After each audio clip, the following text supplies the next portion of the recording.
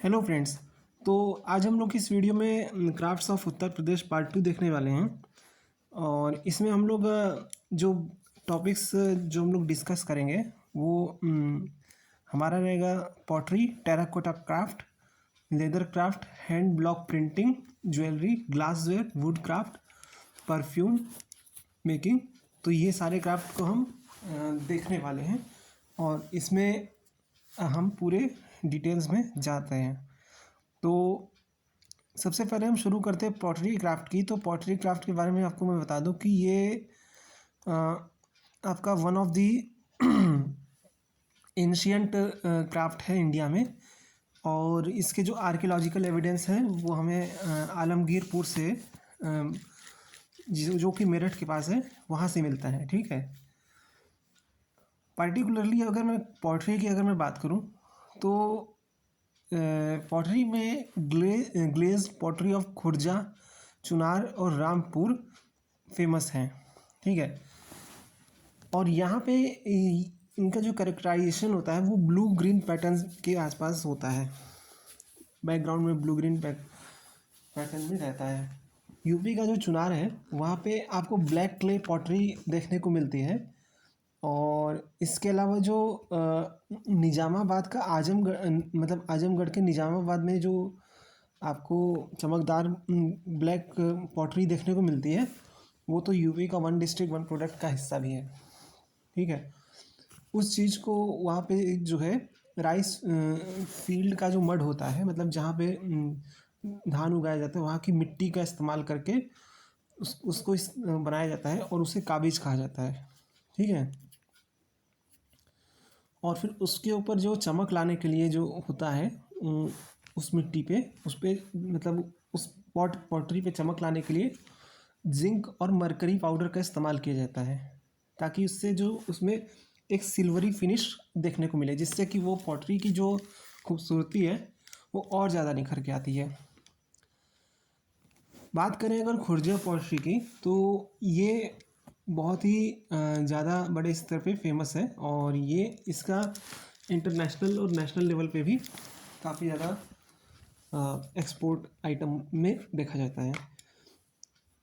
Basically अगर बात करें खुर्जा पॉटरी की तो इसका जो पैटर्न होता है ये बेसिकली मुगल पैटर्न पे ही ये ज़्यादा बेस्ड होता है। यहाँ पे हमें ब्लू कलर की या फिर कहिए कि आप थोड़ी से चमकदार पॉटरी हमें यहाँ पे देखने को ज़्यादा मिलती है।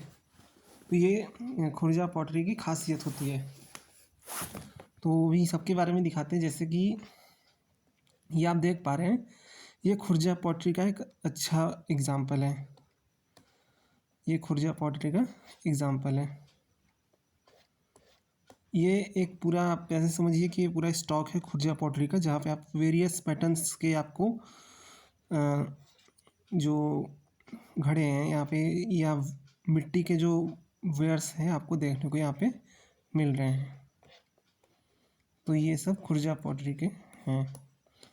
ये फिर इसके बाद अगर मैं बात करूँ तो चुनार की पॉटरी की खासियत है। तो चुनार की पॉटरी आप ये देखिए, तो चुनार की पॉटरी में यहाँ पे आपको ये स्टॉक देखने को मिल रहा है। फिर इसके अलावा यहाँ पे भी आपको काफ़ी रंग बिरंगे कलर के पॉटरीज देखने को मिल रही हैं।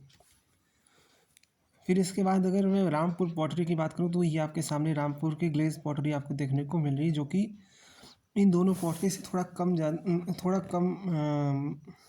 डेकोरेटिव है, लेकिन फिर भी यहाँ पे आपको इसका क्राफ्ट्स देखने को मिल रहा है। तो ये रामपुर ग्लेज पॉटरी का एग्जाम्पल हो गया। फिर हम ये देखिए, ये इसकी बात कर रहा था आजमगढ़ का पॉटरी है जो निज़ामाबाद में बनती है। तो यहाँ पे देखिए कि ये ब्लैक कलर का मतलब मिट्टी है और इस पर सिल्वर कलर का लुक दिया गया है। यहाँ पे भी कुछ ऐसा ही दिया गया है। तो ये बेसिकली क्या है कि इस पर जिंक या मरकरी के जो पाउडर होते हैं उसका इस्तेमाल किया गया है, ताकि इसका ये रूप मिल सकता है। राइट। तो ये आपका आजमगढ़ की पॉटरी हो गई। अब हम टेराकोटा क्राफ्ट की बात करते हैं। तो टेराकोटा क्राफ्ट में अगर सबसे ज़्यादा जो नाम आता है तो गोरखपुर का आता है। गोरखपुर में बाटहात, पादरी बाज़ार और चरगावा ये ऐसे एरिया हैं जहाँ पे क्ले बेस्ड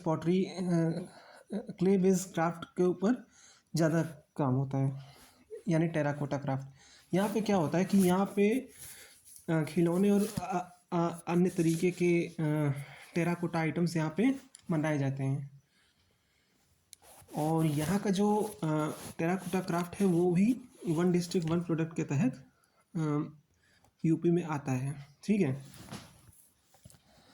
यहाँ पे अगर मैं बात करूँ तो यहाँ पे जो टेराकोटा क्राफ्ट्स में हमें देखने को मिलता है, वहाँ पे हौदा एलिफेंट है, महावतार हॉर्स है, 5 फेस्ड गणेश है और सिंगल फेस्ड गणेश, ये सब यहाँ की मास्टरपीस मानी जाती हैं। तो ये टेराकोटा क्राफ्ट का कुछ एग्जांपल है। जैसे यहाँ पे आप देख सकते हैं, ये हाथी का हौदा है और ये और कुछ टेराकोटा क्राफ्ट का देखने को मिल रहा है। फिर लेदर क्राफ्ट की बात करें तो लेदर क्राफ्ट बेसिकली आपका कानपुर में ज़्यादा डेवलप हुआ है और इसको पेशवा बाजीराव द्वारा संरक्षित किया गया था। मेन पर्पज़ ये था कि जो पेशवा की आर्मी थी उसके लिए जो शूज़ हैं या एप्रल्स हैं उनको तो उनके जो शूज़ हैं या एप्रल्स हैं उनके लिए ये बनाया गया था। ठीक है, तो मतलब ये लेदर क्राफ्ट का पर्पज़ इसी वजह से इसको इसलिए पैट्रोनाइज़ किया जाता है। और हमें यहाँ पे बहुत सारे चीज़ें देखने को मिलती हैं, जैसे लेदर के बस्ते हो गए, बैग्स हो गए, इसके अलावा बेल्ट हो गए, शूज़ हो गए। तो इस तरह के कई सारे प्रोडक्ट्स हमें यहाँ पे देखने को मिलते हैं। यहाँ पे बबूल का जो छाल होता है उसको तराशने के काम में इस्तेमाल किया जाता है। जो लेदर होता है उसको उसके अंदर जो चमक पैदा की जाती है वो बबूल के छाल से यहाँ पे पैदा की जाती है। ठीक है, तो ये इसकी लेदर क्राफ्ट की एक खासियत है। तो यहाँ पे आप देख सकते हैं कि विभिन्न प्रकार के लेदर बैग्स और लेदर के बैग्स आपको देखने को मिल रहे हैं। कानपुर का है ये। एक दूसरा एग्जांपल है आपका लेदर का काम का। यहाँ पे आपको कुछ रंग भी बीच में पैटर्न देखने को मिल रहा है लेदर पे।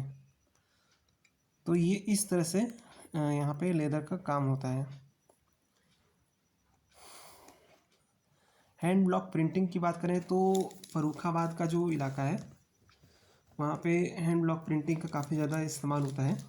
और यहाँ पे जो होता है, जो पैटर्न होते हैं डार्क कलर के पैटर्न होते हैं, इसके अलावा कई सारे वैरायटी के पैटर्न होते हैं। अगर मैं पैटर्न्स की अगर बात करूँ तो यहाँ पे पर्शियन ट्री ऑफ लाइफ इसका इस्तेमाल होता है, इंग्लिश और फ्रेंच पैटर्न होता है इसमें इस्तेमाल होता है, आम के पैटर्न का इस्तेमाल होता है। तो बहुत सारे पैटर्न होते हैं।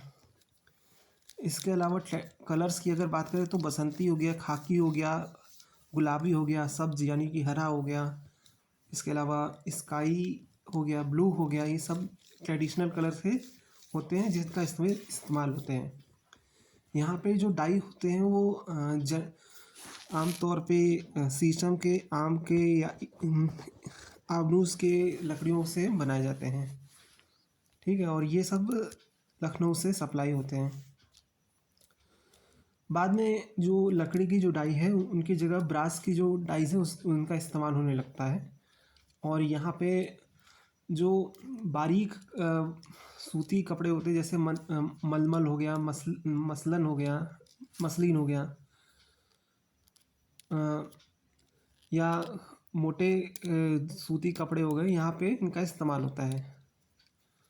यहाँ पे क्या होता है कि जो टांडा है, अम्बेडकर नगर का टांडा है, वो इस तरह की डिटेल प्रिंटिंग के लिए ज़्यादा फेमस है। और बुलंदशहर का जहांगीराबाद जो है वहाँ पे भी जो लाइटर कलर होते हैं, यानी कि जो हल्के रंग के कलर होते हैं और उन पर गाढ़े जो लाइन होती है उनका इस्तेमाल होता है। बनारस, लखनऊ और पिलखुआ और जो कि गाज़ियाबाद में है, ये सब इसके फेमस सेंटर हैं। ठीक है, तो ये सब आपको हैंड ब्लॉक प्रिंटिंग के बारे में मैंने आपको बताया है। तो यहाँ पे देखिए कि जैसे आप तरह तरह के यहाँ पे हैंड ब्लॉक प्रिंटिंग यहाँ पे कपड़े पे काम किया जाता है।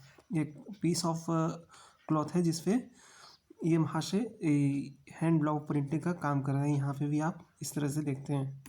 जब ये काम पूरा हो जाता है तो कपड़े का जो मतलब पैटर्न है वो हमें कुछ ऐसा देखने को मिलता है। ठीक है, तो यहाँ पे ये काम हो रहा है और यहाँ पे काम होने के बाद ये रिज़ल्ट हमें कुछ ऐसा देखने को मिलता है।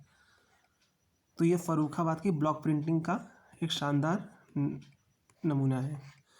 बाकी ये आप देख रहे हैं तो ये टांडा का ब्लॉक प्रिंटिंग का नमूना है। यहाँ पे आप देखिए कई तरीके के फूल पत्तियों का इस्तेमाल किया गया है।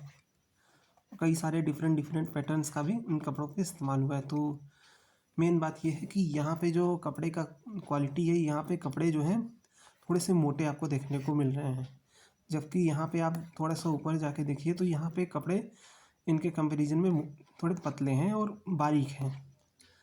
तो ये जो है आपके ये हैंड ब्लॉक प्रिंटिंग का एक एग्जांपल हो गए। अगर हम बात करें क्राफ्ट की तो ज्वेलरी क्राफ्ट आता है, और ज्वेलरी क्राफ्ट में जो प्रमुख सेंटर आते हैं वो लखनऊ और बनारस हैं। बनारस की अगर मैं बात करूँ तो बनारस में आपको मीनाकारी ज्वेलरी का काम अच्छे से देखने को मिलता है। और यहाँ पे जो मीनाकारी ज्वेलरी का काम होता है उसे हम बनारसी गुलाबी मीनाकारी कहते हैं। ठीक है, क्या कहते हैं इसे? हम कहते हैं बनारसी गुलाबी मीनाकारी।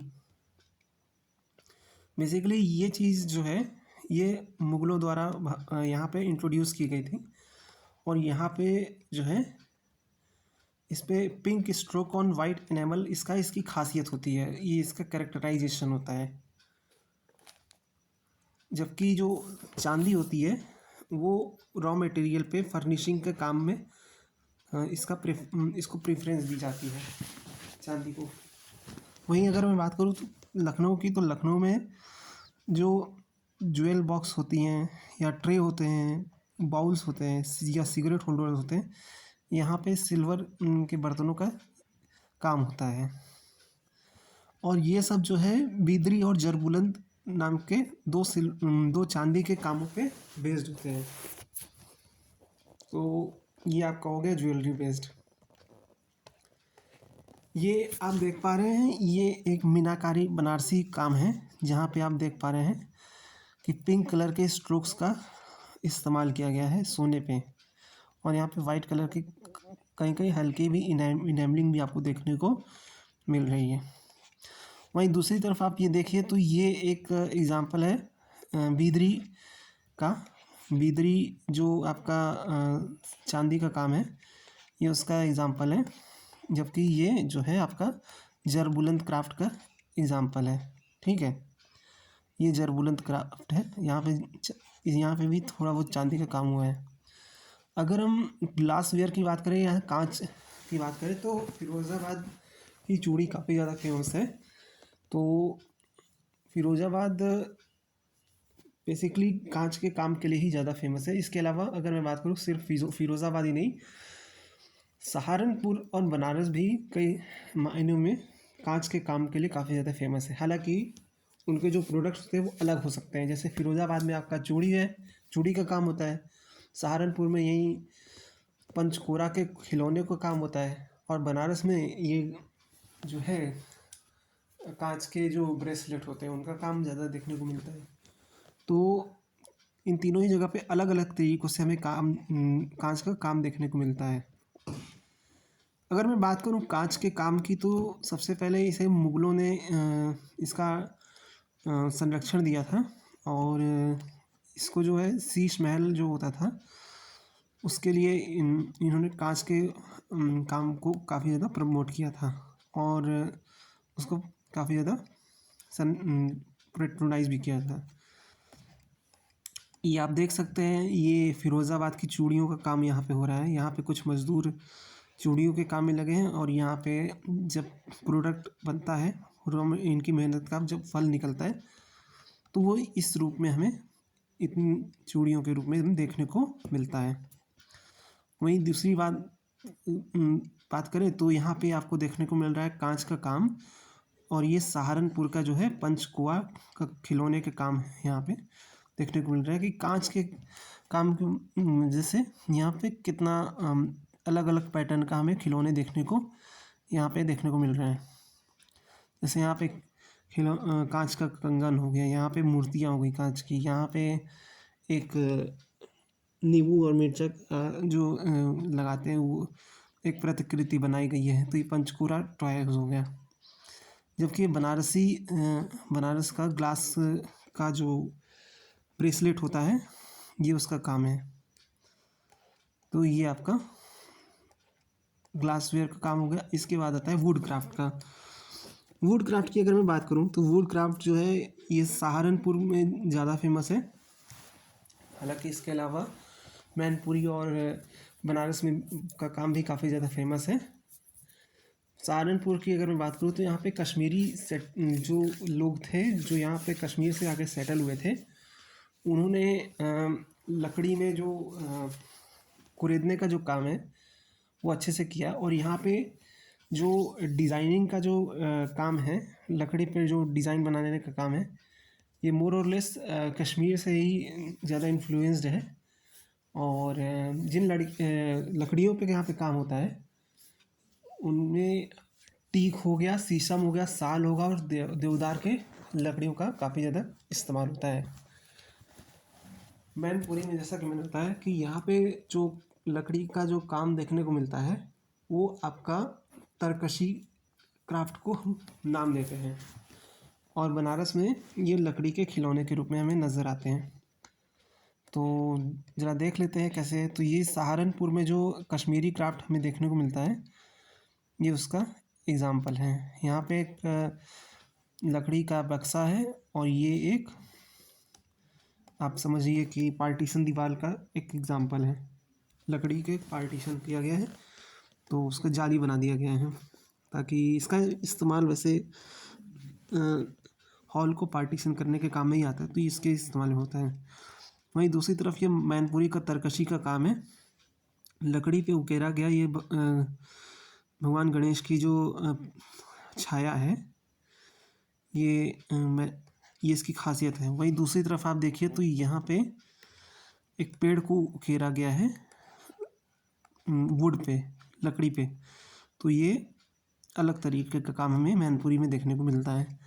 जबकि बनारस का ये काम है, ये खिलौने हैं वुडन टॉयज़ बनारस के। तो ये सारी चीज़ें हैं। इसके अलावा परफ्यूम मेकिंग का काम भी यूपी में होता है। परफ्यूम के लिए अगर मैं बात करूँ तो परफ्यूम यूपी में सबसे ज़्यादा कन्नौज से बनता है, ठीक है। अब इसका थोड़ा सा इतिहास अगर मैं बताऊँ तो परफ्यूम जो है आपका बेसिकली मुग़ल टाइम पे काफ़ी ज़्यादा डेवलप होता है। जो नूरजहाँ की माताजी रहती हैं उनको श्रेय जाता है कि भारत में जो इत्र बनाने का श्रेय है वो नूरजहाँ जी को जाता है, नूरजहाँ की माताजी को जाता है। मेन काम यहाँ पे जैसा कि मैंने बताया कन्नौज में ही होता है। और कन्नौज में बेसिकली यहाँ पे 6 फ्रेगरेंस के परफ्यूम बनाए जाते हैं, जिनमें गुलाब हीना है, मोगरा है, शमा हीना है, बेला है और मिट्टी की सौंधी खुशबू है, ठीक है। तो इन सब का इस्तेमाल इन सब फ्लेवर में या फ्रेगरेंस में हमें खुशबू में उपलब्ध रहता है ये सब इत्र। दूसरी चीज़ ये है कि ये सब जो इत्र रहते हैं ये केमिकल फ्री रहते हैं, यानी कि यहाँ पे केमिकल का इस्तेमाल नहीं होता है। इस वजह से यहाँ इनका हम सौंदर्य प्रसाधन और औषधि में भी काफ़ी अच्छा से इस्तेमाल कर सकते हैं। तो इत्र मेकिंग का ये हो गया। इसके अलावा अगर मैं बात करूँ तो ये वैसे इत्र मेकिंग का ये काम है, ठीक है। तो इसके अलावा बोन कार्विंग का भी काम होता था पहले के ज़माने में। यहाँ पे क्या होता था कि यहाँ पे जो लखनऊ के जो नवाब होते थे वो बोन कार्विंग्स को लखनऊ और बाराबंकी में काफ़ी ज़्यादा संरक्षण देते थे। लेकिन क्या होता था कि ये जो क्राफ्ट है ये आजकल गायब हो चुकी है। इसकी हालांकि इंटरनेशनल मार्केट में डिमांड है, लेकिन ये यहाँ से लगभग गायब ही हो चुकी है क्योंकि अब इसको कोई ज़्यादा काम मिलता नहीं है। तो ये हो गया आपका क्राफ्ट के बारे में। अब हम बात करते हैं कुछ ऐसी चीज़ों के बारे में जो कि आपको पता होना चाहिए। जैसे यूपी गवर्नमेंट के द्वारा 2 स्कीम चलाई जाती हैं जो कि हैंडीक्राफ्ट को प्रमोट करने के लिए होती हैं। पहली है वन डिस्ट्रिक्ट वन प्रोडक्ट के बारे में। One district one product actually में ये एक सेंट्रल गवर्नमेंट की स्कीम है और इसमें हर ज़िले का एक अलग उत्पाद एक डिस्टिंग्विश किया जाता है और जिस ज़िले का एक अलग अलग उत्पाद हमें देखने को मिलता है वहाँ के उसको जीआई टैग भी दिया जाता है। इसका जो उद्देश्य होता है, सबसे पहला उद्देश्य तो ये होता है कि इसको जो लोकल क्राफ्ट है या लोकल शिल्पी है उसको संरक्षण और उसके विकास को बढ़ावा देना। दूसरा है यहाँ पे जो लोकल लेवल पे जो रोज़गार हैं उनके जो आय है उनकी वृद्धि करना। तीसरा जो इनका उद्देश्य है यहाँ की जो उत्पादकता है और स्किल है, कुशलता है, उसको बढ़ाना। और फिर उसके बाद जो ये प्रोडक्ट बनाते हैं उसका एक तरीके से प्रचार प्रसार करना, ठीक है। और फिर इन प्रोडक्ट्स को टूरिज़्म के साथ कनेक्ट करना भी इसका उद्देश्य है। अब अगर मैं बात करूं तो कुछ 48 कुल मिला के out of 48 GI tag in UP 22 belongs to Varanasi and Purvanchal, ठीक है। तो यूपी में कुल मिला के 48 जीआई टैग प्रोडक्ट हैं जिसमें से केवल 22 जो है बनारस को और पूर्वांचल को मिलते हैं, ठीक है। तो ये सारी चीज़ें, इसके अलावा मैं आपको बता देता हूँ कि कहाँ कहाँ की कौन कौन सी चीज़ें इस जीआई टैग की लिस्ट में शामिल हैं। तो जैसे लखनऊ है तो लखनऊ के चिकन का जो क्राफ्ट है या चिकन का कपड़ा होता है ये उसकी जीआई टैग का है। जबकि बनारसी ब्रोकेड और साड़ी जो है ये वाराणसी का एक वो है, जीआई टैग का प्रोडक्ट है।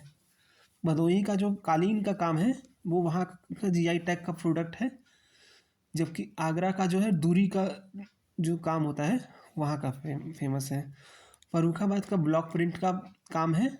लखनऊ के जरदोजी, फिरोजाबाद का ग्लास यानी कि कांच का काम, कन्नौज का इत्र, कानपुर का लेदर का काम, मुरादाबाद के पीतल का काम, सहारनपुर के लकड़ी का काम, मेरठ के कैंची का काम, खुर्जा की जो पॉटरी है जिसके बारे में मैंने अभी दिखाया था, बनारस का गुलाबी मीनाकारी क्राफ्ट, बनारस का ही वुडन का काम यानी खिलौने वाला काम, मिर्ज़ापुर का कालीन का काम, निज़ामाबाद की ब्लैक पॉटरी, बनारस की जो मेटल रिपाउस क्राफ्ट है वो, वहाँ के ग्लास बीड्स, गाज़ीपुर का वॉल हैंगिंग, वाराणसी का सॉफ्ट स्टोन अंडरकट यानी जाली का काम, गोरखपुर का टेराकोटा, बनारस का पान, बनारस का लंगड़ा आम, मखीरा का पीतल का काम, प्रतापगढ़ का आंवला, मुजफ्फरनगर का गुड़, चंदौली का आदम चीनी,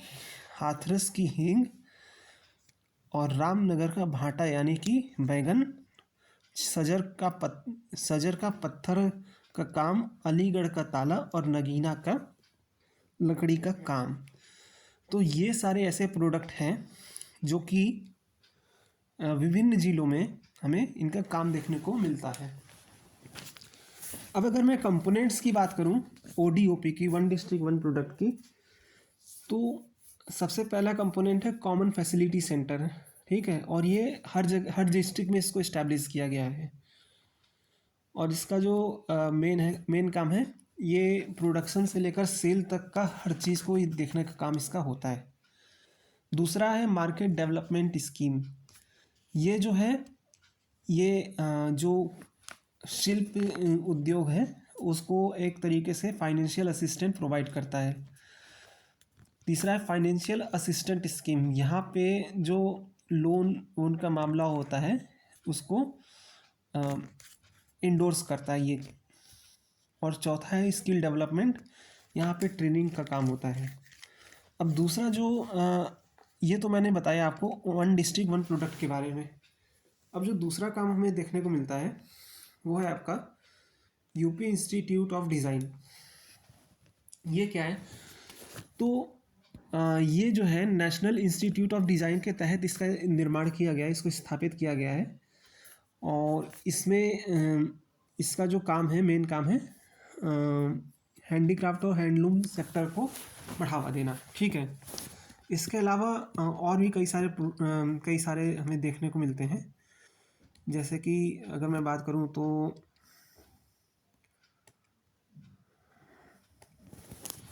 तीसरा है आपका विशिष्ट हस्तशिल्प। विशिष्ट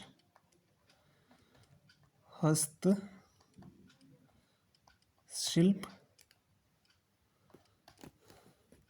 प्रादेशिक पुरस्कार योजना। प्रादेशिक पुरस्कार योजना। फिर चौथा है Aligarh Muslim university project for the promotion of handicraft assistance to minority communities artisan. और पांचवा है design workshop scheme for training and skill upgradation. हस्तशिल्प विपणन प्रोत्साहन योजना और विश्वकर्मा श्रम सम्मान योजना। मुख्यमंत्री हस्तशिल्प पेंशन योजना, इंडस्ट्रियल इस्टेट स्कीम और district industrial centre scheme, community training centre